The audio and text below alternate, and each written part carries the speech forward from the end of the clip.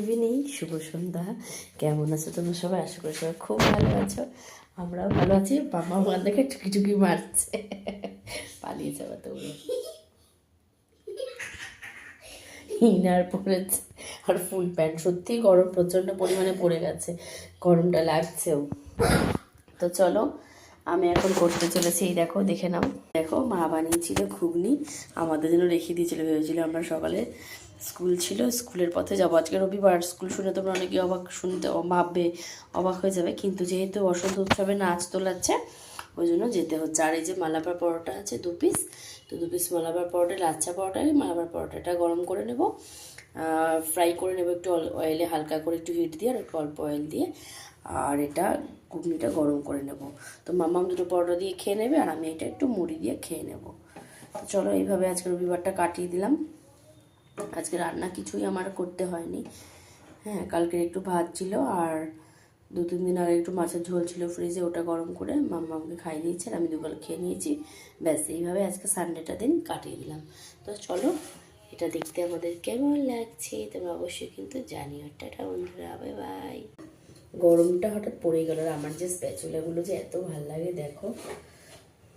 চলো তোমাদের কালেকশনটা একবার দেখিয়ে নিই। দেখো কত রকম ডিজাইন। এই দুটো একই রকম, এই দুটো সুন্দরবন থেকে আনা। এই দুটো এখান থেকে নেওয়া। এই দেখো আর একটা কাঠের। আমি কাঠের বাসনগুলো সব কিনে নিয়ে চলে এসেছি, গুছিয়েছি। চলো তোমাদের সাথে একটু শেয়ার করে নিই।